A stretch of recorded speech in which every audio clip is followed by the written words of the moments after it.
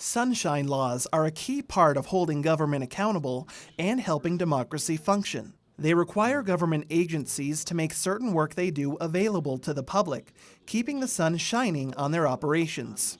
To mark Sunshine Week, New Mexico State University hosted a forum regarding newly passed legislation that exempts aerospace companies operating at Spaceport America from the state's Inspection of Public Records Act, or IPRA. Spaceport CEO Dan Hicks says the legislation will make the facility a more attractive place for business. And what it allows us to do is be more competitive to get space companies coming to New Mexico. At the same time, still being transparent of everything that I do as a state agency. So the discussion today was about that fine balance between protecting taxpayers and the right to know of what happens at a state agency versus protecting companies and their sensitive and operational information that they want to keep protected. So they'll come to New Mexico when we can get jobs here in New Mexico. Senate Bill 98, named the Commercial Aerospace Protection Act, passed during the legislature's last session in February. The bill shields spaceport customers from having to reveal proprietary technical or business information as well as trade secrets to the public.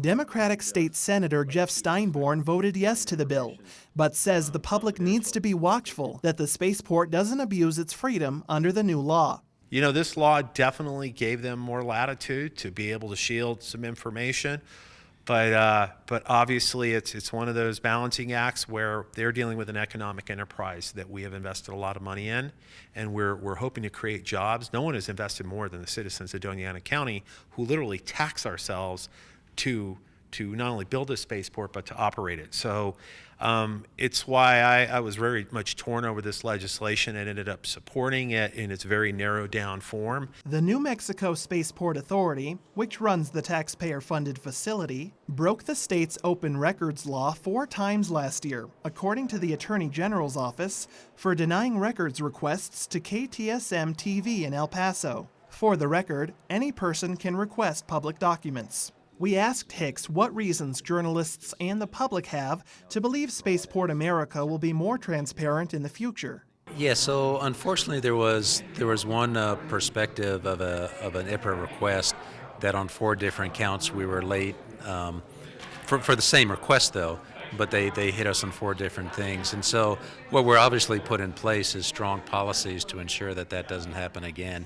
And we reached out to the AG's office and certainly working with them to ensure that there's a strong partnership as a teaching tool for all state agencies. Senator Steinborn says when it comes to economic development, information is routinely kept confidential when the government negotiates with prospective companies. But he says the new law is unique in that it allows a company's information to stay shielded after moving into the spaceport. So there is a need to be discreet sometimes when you're trying to court business. And so this just kind of gives the spaceport that latitude as well. It clearly goes a little bit broader than that. And so it's something that has to be monitored, especially since you're not dealing with making, cookies here. We want it to be successful, but certainly we have a very strong public interest in knowing about things that may go on there that could be adverse to the public interest. There are differing opinions about whether keeping spaceport operations private is in the public's best interest, but it has made it harder for the sun to shine on Spaceport America. For KRWG, I'm Michael Hernandez.